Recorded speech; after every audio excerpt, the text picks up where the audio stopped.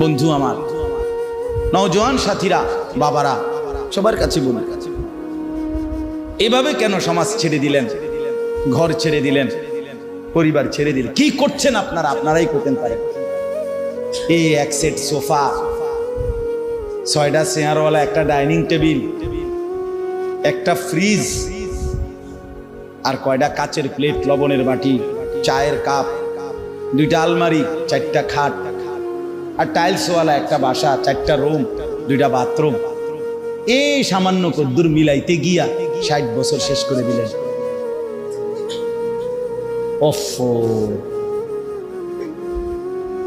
এই এত লম্বা হায়াত, এতগুলো সপ্তাহ, মাস, বছর, এটুকুতেই কি শুনাইলেন? 3 ছেলে বিদেশ পাঠাইছেন, 4টা মেয়ে বিয়ে দিছেন, বাইতে একটা বিল্ডিং করছেন, গ্রামে কদ্দুর জায়গা লইছেন, শহরে কদ্দুর জায়গা লইছেন, ব্যাংকে কোকা টাকা জমাইছেন, খালাস। এই তো মুসলমান, এই ছিল জীবন। এতটুকুতেই মানে তৃপ্ত হয়ে গেলেন। ছেলেটা 1 ওয়াক্ত নামাজ পড়ে না, অথচ বয়স 16, মেয়েটার বয়স 15-14, একদিনও পর্দা করে না। আপনার ঘর থেকে রঙে রসে সাইজা, টাইট কাপড় পইরা, অসভ্য, নির্লজ্জা, বেহায়া মেয়ে প্রতিদিন বের হয়। আপনি বোঝেন না কারে দেখাইতে বের হয়? আপনার চোখে কোনো শরম নাই? আপনি এই মেয়েটার বাপ না? আপনি এই মহিলার স্বামী না? আপনি এত বেশরম কেমনে হইলেন? আপনি বাইচা রইলেন কেমনে? রাসূলুল্লাহ সাল্লাল্লাহু আলাইহি ওয়াসাল্লাম বলেন, কসম আল্লাহর, এটা হাদিস, যেই পুরুষ তার স্ত্রী সন্তানের জন্য অশ্লীলতা, বেহায়াপনা, নাফরমানি, বেপরদিগি পছন্দ করে, মেনে নেয়, স্বীকৃতি দেয়, আল্লাযী ইউকিররু আহলাহু আল খুবুস, নবীজি বলেন সেই পুরুষ দাইয়ুস। আর আল্লাহর নবী বলছেন দাইয়ুসের জন্য জান্নাত হারাম। দাইয়ুসের জন্য জান্নাত হারাম। এই জন্য ছেলেদেরকে বলি, ভাইয়া নষ্ট হয়েও না। আমার নওজোয়ান ভাইয়া, নিজেরে বরবাদ করো। এত বেডির দরকার নাই, পারতা না, কোনো দরকার নেই। শুধু শুধু এতটি বেডি লইয়া কোনো কাম হইতো না। সারা দিন সারা রাত মোবাইলে বেডির ছবি দেখো না, এত বেডি বেড হইতে লাগে না। এত নারী দরকার নেই। জীবন মানে শুধু নারী না, পৃথিবীতে আসার উদ্দেশ্য শুধুই নারী না। এক মহিলার ছবি, মহিলার সাথে প্রেম, এক নারীর দিকে নিয়ে সারা দিন রাত নারে দোস্ত। মানুষ এত মাতাল হওয়ার কথা না, এত পাগল, এত তার সিরা মানুষ হয়। নারী তো প্রয়োজন মানুষের মধ্যে। মানুষের মধ্যে ক্ষুধার চাহিদা, এটা কে দিছে? তো পূরণের ব্যবস্থা আল্লাহ রাখছে। মানুষের মধ্যে পানির তৃষ্ণা, এটা কে দিছেন? তো এটা পূরণের ব্যবস্থাও কে রাখছেন। মানুষের লজ্জাস্থানের চাহিদা, শাহওয়াত, এটা আল্লাহর দেওয়া। কার দেওয়া? তো এটা পূরণের হালাল পবিত্র ব্যবস্থাও আল্লাহর রেখেছেন কিনা বলেন তো? তাইলে আর সমস্যা কি? তাইলে আর সমস্যা কি? এর জন্য এরকম কুত্তার মতো হয়ে যাওয়ার অর্থটা কি বেটা? 24 ঘন্টা নারী, ছবি, নর্তকী, নাচ, গান, জিনা, ব্যভিচার, অশ্লীল দৃশ্য আর মেয়ের পিছনে পড়ে থাকার মধ্যে সার্থকতাটা কি বেটা? এমন সুন্দর যৌবন, 16, 17, 18, 20 বছরের এমন সুস্থ সবল শরীর, দেহটাকে বাপ কেমনে নষ্ট করে দিলা? কেমনে নষ্ট করে দিল? ওফ, আমি বুঝি না এটা কি হায়াত নষ্ট করে দিল, কি চমৎকার জিন্দেগিটা শেষ করে দিল। হায় হায় হায়, আল্লাহ আমাদেরকে মাফ করে দেন। যে ভাইরা উদ্যোগ নিছেন, আল ইসলাহ পাঠাগার, মাশাআল্লাহ, সংশোধন, আগে ফিকির করবেন। শুধু কেবল ফেসবুক, শুধু মোবাইলে ছবি আসলো, ইউটিউবে ছবি আসলো, ফেসবুকে এই করেছেন সেই করেছেন, শুধু এতটুকুতেই খুশি হইবেন না। বরং নিজের সুন্দর, নিজের আখলাক, নিজের পরিবর্তন, নিজের সেজদা, নিজের নামাজ, নিজের বন্দেগী, এটার দিকে নজর রাখুন। আমরা এই করেছি, ওই করেছি, মানুষের কল্যাণে এই করেছি, মানুষ কিন্তু আমনেও কথা কয় না, আপনি নিজেও তো কি নিজের কল্যাণের ফিকির করেন, নিজের ফিকির করেন। আল্লাহ আপনাদেরকে উত্তম ভাবে তৌফিক দান করেন। তাহলে আমার বক্তব্যটা ছিল এটাই, ইসলাম সংশোধন করতে হবে নিজের, এক নম্বরে। আর প্রথম সংশোধন ঈমান আকীদা। প্রথম সংশোধন কিসের? 2 নম্বর ইবাদত, মানে আমল। 3 নম্বর হলো মুআমালাত, লেনদেন। আমরা চলতে গিয়ে জীবন চলার পথে জমির বেচা কিনা, এরপরে আমাদের সমস্ত উৎপন্ন কর্ম, আমরা যে উপার্জন করি, উপার্জনের যার যেটা পন্থা, চাকরি বলেন, ব্যবসা বলেন, ক্ষেত বলেন, যেটাই বলেন, যে যেমনি রোজগার করে, এর রোজগার মানেই লেনদেন। রোজগার মানে কি? কেউ পণ্য দেয়, কেউ টাকা দেয়, কেউ শ্রম দেয়, কেউ মজুরি দেয়, এই না কথাটা? মানে লেনদেন হয় এখানে। আমি শ্রম দিচ্ছি, আপনি আমারে পারিশ্রমিক দিচ্ছেন। আমি মাল দিচ্ছি, আপনি আমারে কি দিচ্ছেন? টাকা দিচ্ছেন। আমি জমি দিতেছি, আপনি আমারে মূল্য দিতেছেন, মানে লেনদেন। এইটাই মুআমালা। এইটাকেও সংশোধন করা আছে। এটার মধ্যে কোনো হারাম আছে কিনা, সুদ আছে কিনা, ঘুষ আছে কিনা, অবৈধ উপার্জন আছে কিনা, হারাম আছে কিনা, এটাকে বাছাই করে সংশোধন। আপনি যেমন কোম্পানি বলছে আপনারা এভাবে আমরা কিস্তি দেব, আপনার থেকে এভাবে টাকা নেব, আপনি এটা তো কোম্পানি না বলছে। আপনার উচিত একজন আলেমে দ্বীনকে জিজ্ঞেস করা যে হুজুর, আমার দোকানের ব্যবসাটা হলো এই, আমারে এই কোম্পানি এভাবে মাল দিতে চায়, এভাবে টাকা নিতে চায়, আমার এটা দেওয়া নেওয়া ঠিক হবে কিনা? এটা কি 10টা মিনিট, আধা ঘন্টা একজন আলেমের কাছে জিজ্ঞেস করে নেওয়া যাইতো না? কথা বলেন না কেন? না, কিন্তু আপনি দেখেন এটা জিজ্ঞাসা করতে রাজি। আমার সম্পদের উপরে এটা জিজ্ঞাসা করা উচিত যে আমার লেনদেনটা সহি কিনা। এই যে আমাদের সমাজে যুগ যুগ ধরে বন্ধকের যেই সিস্টেম আজও বদলানো যাচ্ছে না, অথচ এটা 100 যে আধা 30 শতক 20 শতক আধাকানি জমি আমনে আমি দিলাম, আর আমনের থেকে আমি 50,000 টাকা নিছি বা 1 লাখ টাকা দিছি, বিনিময়ে আমনের কাছে আমি 20 শতক জমি কি রাখছি? বন্ধক রাখছি, আর আমনের থেকে আমি টাকা নিছি 50,000।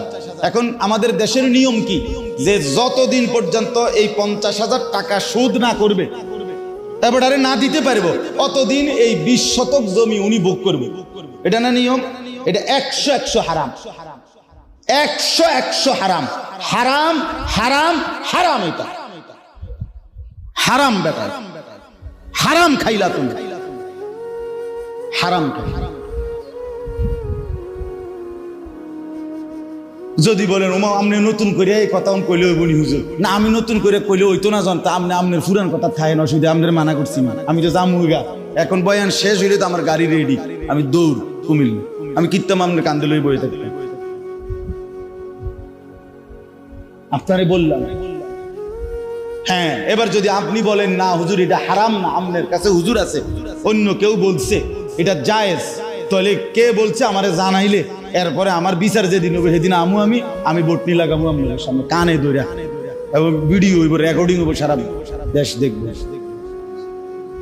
আপনি বিচারের ডেট ঘোষণা দিয়ে আমি আমু বলে। তাহলে কথার কথা একটা উদাহরণ দিলাম, অসংখ্য গাছের ফল, পুকুরের মাছ আপনার আন্দাজের উপরে বিক্রি করে ফেলে। ও বল মানে মুকুল বের হইতে হইতেই কি বিকচেলায় ফল বিক্রি করে ফেলে। তো এটা কি হালাল না হারাম জিজ্ঞেস করছে? ওদের এমনি তো চলতে আছে, এমনি চললে এমনি তো কত মানুষে বিড়ি খাইতে, এই জন্য সবাই বিড়ি খাই যাবো নাকি? কত মানুষে তো টেলিভিশন দেখতেছে, তো এই জন্য বুঝি টেলিভিশন জায়েজ হয়ে গেছে, নাটক সিনেমা দেখা কি হয়ে গেছে? জায়েজ হয়ে গেছে। তাইলে অনেক মানুষ কোনো গুনাহ করলেই সেটা কি হয়ে যায় না, হালাল হয়ে যায়। আল্লাহ আমাদেরকে বুঝ দান করেন। আপনি যদি বলেন বন্ধকের এই সিস্টেম সঠিক বানানোর কোনো সিস্টেম না, মানে এই লোক কি করবো যে 20 শতক জমি ওনার কাছে যে আমি বন্ধক রাখলাম, তো এটা কি করবো উনি? এটা আপনি কি করবে, এটার একটা বুদ্ধি আছে, এটা আমি বলতাম না। আমি আমনের দরকার হলে আপনি হুজুরের জিজ্ঞেস, আমি অন কইতাম কেন না, কি লেগে বললাম না, জানার দরকার না, যার দরকার হে জিজ্ঞাসা। কষ্ট করে আলেমদেরকে জিজ্ঞাসা করলেই ওনারা হালাল তরিকা কি, বৈধ পন্থাটা কি সেটা বলে দিই। কথা বুঝছেন কিনা বলেন? প্রত্যেক পন্থারই বিকল্প হালাল পন্থা আছে, আছে কিনা বলেন না কেন? মদের বিকল্প মধু আছে, বুঝেন না? সুদের বিকল্প ব্যবসা আছে, হালাল ব্যবসা। আল্লাহ এই জন্য বলছে আমি সুদে না হারাম করছি, কিন্তু ব্যবসাকে তো হালাল করছি। তাহলে বিকল্প হালাল পদ্ধতি আছে কিনা বলেন? আচ্ছা, আপনি জেনে নিবেন। 3 নাম্বার। 4 নাম্বার হলো মুআশারাত, আচরণ, পারস্পরিক আচরণ। মা বাবা, স্ত্রী, সন্তান, চাচা মামা ফুফা খালু, হ্যাঁ, পাড়া মহল্লা প্রতিবেশী, আত্মীয় স্বজন, বন্ধু বান্ধব, চলার পথের পথিক, মুসাফির, এতিম, গরিব, ফকির, মিসকিন, অসহায়, এই সমাজের আমাকে বাদ দিয়ে যত মানুষ, কার সাথে আমার আচরণ কি হবে এটা জানা, এটা ঠিক করা, এটাও আমার সংশোধনের অংশ। কথা বুঝছেন? মার সাথে আচরণ যা, স্ত্রীর সাথে আচরণ তা কেমন, সন্তান ভাইয়ের সাথে কেমন, নিকট আত্মীয়ের সাথে আচরণ কেমন, দূরের আত্মীয়ের সাথে আচরণ কেমন, এইটার স্তর জানা চাই, এটার স্তর জানা চাই। মাকে প্রাধান্য দিয়ে স্ত্রীকে জুলুম না করা, স্ত্রীকে প্রাধান্য দিয়ে মার উপরে জুলুম না করা, প্রত্যেককে তার হক আদায় করা। এই আল্লাহ আমাদেরকে বুঝ দান করেন। 5 নাম্বার হলো আখলাক, আমাদের অন্তরের ভিতরে চরিত্র। প্রত্যেক মানুষের অন্তরে 2 রকমের চরিত্র আছে, কিছু মন্দ চরিত্র, কিছু উত্তম চরিত্র। মন্দ চরিত্রগুলো সরিয়ে ফেলা আর উত্তম চরিত্রগুলো নিজের মধ্যে তৈরি করা, সংশোধন করা। যেমন আপনার মনে করেন কৃপণতা, এ মানুষের ভিতরে থাকে, কৃপণতার একটা অভ্যাস, এটা একটা মন্দ চরিত্র, এটা দূরে সরানো উচিত। দানশীলতা, পরোপকার, এটা একটা উত্তম চরিত্র, এটা আনয়ন করা উচিত। পরের গীবত, পরের প্রতি ঈর্ষা, মানে কারো কিছু ভালো দেখলেই গাও জ্বলা, হিংসা, ঈর্ষা, হিংসা, এটা একটা কি মন্দ চরিত্র। অপরের কল্যাণ দেখে খুশি হওয়া, এটা একটা উত্তম চরিত্র। তাহলে ওই মন্দটা সরানো, উত্তমটা আনা, এটা আমাদের দরকার। তাহলে আমি অল্প কথায় বললাম, 1 নাম্বার আমাদের ঈমান আকীদা সংশোধন করা উচিত, 2 নাম্বার ইবাদত আমল সংশোধন করা উচিত, 3 নাম্বার লেনদেন সংশোধন করা উচিত, 4 নাম্বার পারস্পরিক আচরণ সংশোধন করা উচিত, 5 নাম্বার আখলাক মানে ভেতরের চরিত্র সংশোধন করা উচিত। তাহলে ইসলাহি মাহফিল এবার বলেন তো কি পরিমাণ দরকার? কথাটা বুঝছেন কিনা বলেন? এগুলো একটা একটা করে ধরে ধরে ধীরে ধীরে ঠিক করা দরকার, শোনা দরকার, বুঝা দরকার, সংশোধন করা। এই জন্য আমি অনুরোধ করলাম, যেই ভাইরা আলহামদুলিল্লাহ উদ্যোগ নিছেন, আজকের মজলিসও সাজাইছেন এবং আপনারা ভিন্ন আরো আয়োজনও করছেন, আপনাদের এই সব আয়োজনে আল্লাহ তাআলা বরকত দান করেন। আর আপনারা যারা মসজিদের কমিটি আছেন, মসজিদের ইমাম সাহেব, খতিব, মুয়াজ্জিন সাহেব আছেন এবং মহল্লার মুসল্লি আছেন, আপনাদের কাছে অনুরোধ, আলহামদুলিল্লাহ আপনাদের ফেনী সমৃদ্ধ এলাকা, ফেনী জেলা ওলামায়ে কেরামের জেলা, ওলামায়ে কেরামের জেলা, উপযুক্ত আল্লাহওয়ালা মুত্তাকি ফরহেজগার ওলামায়ে কেরাম আলহামদুলিল্লাহ আছে এখানে। এই জন্য আপনারা মাঝে মাঝে 2 মাস পরে পারেন, 3 মাস পরে পারেন, এরকম ইসলাহি মজলিস করার চেষ্টা করবেন। জনপ্রিয়তা কোনো জরুরি না, কোনো বক্তার জনপ্রিয়তা আছে, উনি আইলে কিছু লোক বেশি হইব না, এই জনপ্রিয়তার মোহ এটা ঠিক না। আমার জনপ্রিয়তা মূল মাকসাদ না, সংশোধন মূল মাকসাদ। কথা বুঝছেন কিনা? এই কাজেই 50 জন হোক, 20 জন হোক, 10 জন হোক, মুসল্লিরা আপনাদের যদি একটা একটা ওযু, গোসল, নামাজ, সূরা, কেরাত, দোয়া, কালাম, আপনাদের ঈমান আকীদা লেনদেন ধীরে ধীরে সুন্দর হয়, ঠিক হয়, সামান্য একটু খেয়াল করলে হয়তো অনেক কিছু ঠিক হয়ে যাইত, কিন্তু আপনি খেয়াল করছেন সেজদার মধ্যে পিছন দিয়ে যদি 2 ঠ্যাং উঠতে যায়, দোনো পাও একসাথে উঠে যায়, নামাজ একেবারেই বাতিল, নামাজ আর হবে না। ওই নামাজ সৌ সেজদা দিলে হইতো না, নামাজ এটা একবারে বাতিল। এখন আমি নিজ চোখে দেখছি, আপনারা একটা দিন একটা মসজিদের সেজদার পরে এটা ভিডিও করাইয়া দেখেন যে পিছি দিয়ে কিতা হয়। কথাটা আমার বুঝছেন? অথচ এটা একটা ছোট্ট বিষয় যে আপনার এটা মনে রাখা যে আমার দোনো পাও যেন অবশ্যই মাটির সাথে, ফ্লোরের সাথে কি করে থাকে, লাইগা থাকে। তো এটা যদি আমার কারো যদি এই বেখেয়ালে উঠে যায় সবসময় এই অভ্যাস, তাহলে উনি যে এটা ঠিক করে নাই, তো উনি হাসরের ময়দানে গিয়ে দেখবো ওনার কোনো নামাজ নেই, কিন্তু উনি তো পড়ছিল, কথা বুঝেন নাই আমার, কিন্তু কিন্তু ঠিক করে নাই। তাহলে মুশকিল কিনা বলে, মুশকিল। এরকম অনেক বিষয় আছে। এই জন্য আমি বলবো আপনারা উলামায়ে কেরামকে দাওয়াত করে এনে মসজিদের ইমাম সাহেব, খতিব সাহেব, ওনাদের বয়ান, এগুলোর দ্বারাও জুমার বয়ান পরিবর্তন শেখার নিয়তে শুনবেন। জুমার নামাজের বয়ান 52 সপ্তাহ জুমার বয়ান হয় এক বছরে, মানুষের সংশোধনের জন্য যথেষ্ট। কিন্তু সামনের 2 কাতারের মুরব্বী মাঝ বয়সী ইমাম সাহেবের ওয়াজ শুরু জুমার দিন, এবার জুরানি শুরু, এরকম মানে বর্ষি দিয়া মাছ ধরে, বর্ষি দিয়া মাছ ধরে যেমনি এমনি ঠোকর মারে, এরকম এবার বয়ে বয়ে মাছ ধরে। ইমাম সাহেবের জুরানি মানে বয়ান শেষ, ওনার জুরানি শেষ। হ্যাঁ, আপনি ওনারে বলবেন চাচা আর জিমাইতেন না, আরে জিমাইলাম হইলে ইমাম সাহেব তো ওয়াজ করে না, এটা ইমাম সাহেবের দোষ। ইমাম সাহেব ওয়াজ বন্ধ করলো কেন? এই জন্য চাচার জুরানি বন্ধ হয়ে গেছে। আর পিছনের ছেলেরা এই ঠেলা ঠেলি, ধাক্কা ধাক্কি, রসিকতা, মোবাইল অথবা দুষ্টমি, ফালতু কথা, আহা। তাহলে পিছনের এই নওজোয়ান, এদেরও এই আল্লাহর কথার থেকে কিছু দরকার নাই, সামনের এই জিমাইনা গলার কাছেও দরকার নেই। তো আল্লাহর কথা শুনবে কে, শিখবে কে, জীবন সাজাবে কে? যদি বলেন সবাই, আমি বলি না, সবাই না রে বাপ। সবাই যদি এই সমাজে পচে যেত, নষ্ট হয়ে যেত, তো আসমান, সূর্য আর চন্দ্র আর উঠতো না। কিছু ভালো মানুষ, কিছু নেককার, কিছু চরিত্রবান, কিছু দিনদার, কিছু আল্লাহওয়ালা, কিছু তাহাজ্জুদ গুজার, কিছু সেজদাওয়ালা, কোরআন পড়নেওয়ালা আছে বলেই তো সূর্য উঠে, চাঁদ উঠে, রাত আর দিন আসে, আল্লাহর দয়া হয়।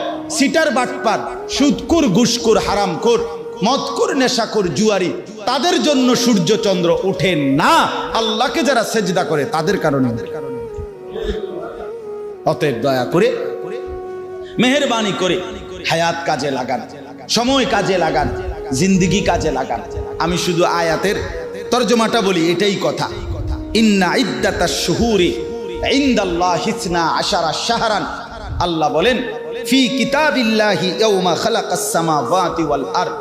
আল্লাহ বলেন আসমান জমিন সৃষ্টির আগেই লৌহে মাহফুজে আমি আমার কুল কায়নাতের তাকদীর যখন লেখাইছি, সেই সময় আমি আল্লাহ এই পৃথিবীর জন্য সিদ্ধান্ত নিয়ে রাখছি, এই পৃথিবীতে মাস হবে 12টি।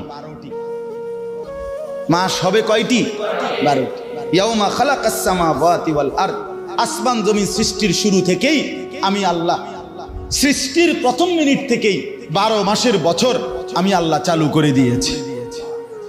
এই সময় আমি চালু করে দিছি।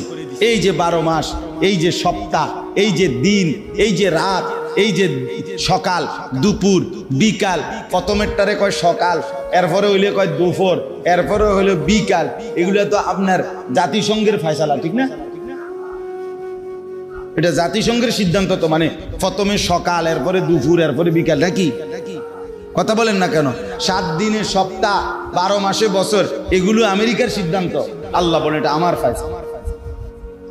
সময়, এই প্রতিটা সময়, ঘন্টা, মিনিট, সেকেন্ড, মাস, বছর, সপ্তাহ, দিন, মুহূর্ত, এক বিন্দু, আল্লাহ বলেন এটা আমার সিদ্ধান্ত, আমার সিদ্ধান্ত। মিনহা আরবাআতুন হুরুম, আল্লাহ বলেন এই 12টি মাসের মধ্যে 4টি মাস সম্মানিত, সবচেয়ে বেশি। এই 4টি সম্মানিত মাসের মধ্যে একটা হলো এই মুহররম, জিলকদ, জিলহজ, মুহররম, রজব। এর মধ্যে এখন যে মাস, আগামীকাল 10ই মুহররম। আল্লাহর সৃষ্টির মধ্যে যে কয়টা সম্মানিত দিন, তার মধ্যে অন্যতম একটি দামি, সম্মানিত, পবিত্র একটি দিন আগামীকাল 10ই মুহররম, আশুরা যেটাকে বলে। রাসূলুল্লাহ সাল্লাল্লাহু আলাইহি সাল্লাম বলেন এই আশুরার দিন যে ব্যক্তি রোজা রাখবে, আল্লাহর নবী বলেন আমি আশা করি আমার আল্লাহ তার পিছনের 1 বছরের গুনাহ মাফ করবেন। এই জন্য নবী সাল্লাল্লাহু আলাইহি সাল্লামের আমল ছিল বাপ। নবীজি সাল্লাল্লাহু আলাইহি সাল্লাম আশুরার রোজা রাখতেন, সাহাবায়ে কেরামকে রাখতে বলতেন, এবং ইন্তেকালের আগের বছর বলছিলেন যে আমি 10 তারিখের সাথে 9 তারিখও একটি রোজা মিলাইয়া রাখবো, মানে 2 দিন। আলহামদুলিল্লাহ, এই জন্য 9 এবং 10, অথবা কেউ ইচ্ছে করলে 10 এবং 11, এই 2 দিন নফল রোজা রাখলে অনেক সওয়াব পাইবেন। নবীজি বলছেন রমজানের পরে বাকি 11 মাসের মধ্যে সবচেয়ে শ্রেষ্ঠ নফল রোজা হলো এই মুহররমের রোজা। আফদালুস সিয়ামি বাদা রমাদান শাহরুল্লাহিল মুহাররম। আলহামদুলিল্লাহ, আমরাও চেষ্টা করছি। আমি রোজা ছিলাম, ইফতার করছি দেখেই একটু দেরি চাই, নাই তো আমি জাস্ট টাইমে আসতে পারতাম। তো এই জন্য আপনাদের কাছে অনুরোধ করলাম, যারা আজকে রাখছেন কালকে আরেকটা রাখবেন ইনশাআল্লাহ। যারা পারেন নাই, যারা চেষ্টা করেন কালকে বুধবার, তারপরের দিন বৃহস্পতিবার, এই 2 দিনের 2টা রোজা রাখতে অনেক বড় সওয়াব পাবেন। স্ত্রী, সন্তান, ঘর পরিবারের মা বোনদের কাছেও বলবেন। সর্বশেষ কথা হলো যালিকা দ্বীনুল কাইয়্যিম। আল্লাহ বলেন এই মাস, বছর, ঘন্টা, মিনিট, সেকেন্ড এবং সম্মানিত 4টি মাস, এই সব কিছুই আমি আল্লাহর অকাট্য বিধান। অতএব তুমি রাতকে ডবল একসাথে আনতে পারতা না, দিন ডবল একসাথে আনতে পারতা না, তুমি কোনো ঘন্টা আটকাইতে পারতা না, তুমি কোনো মিনিট থামাইতে পারবেন? আল্লাহ চাইলে পারবে, আর কেউ পারবে? আল্লাহ কোরআনে বলছে আমি যদি রাত টেনে লম্বা করে কিয়ামত পর্যন্ত রাত বানিয়ে রাখি, কুল আরাআইতুম ইন জাআলাল্লাহু আলাইকুমুল লাইলা সারমাদান ইলা ইয়াউমিল কিয়ামা মান ইলাহুন গায়রুল্লাহ ইয়াতিকুম বিদিয়াইন। কে আছে আমি আল্লাহ ছাড়া আগামী কালকের ভোর এনে দিব? বলেন তো, আছে কি কেউ? আছে কেউ? বলেন বাপ। অতএব আল্লাহ বলছেন এটা আমার অকাট্য বিধান। রাত্র আমি আনি, দিন আমি আনি, বছর আমি আনি, মাস আমার বাপ। এই শেষ কথাটা শুনেন, আল্লাহ কোরআনে বড় আমাদেরকে আদেশ করছেন, ফালা তাজলিমু ফীহিন্না আনফুসাকুম। অতএব আমার বান্দা, যেহেতু তুমি বুঝেছো যে মাস, বছর, সম্মানিত মাস অথবা ঘন্টা, মিনিট, সেকেন্ড, সময় সবটাই আমি আল্লাহর। অতএব আমার সময়ে, আমার দেওয়া সময়ে, আমার দেওয়া হায়াতে তুমি নিজের উপরে গুনাহ করে জুলুম করো না।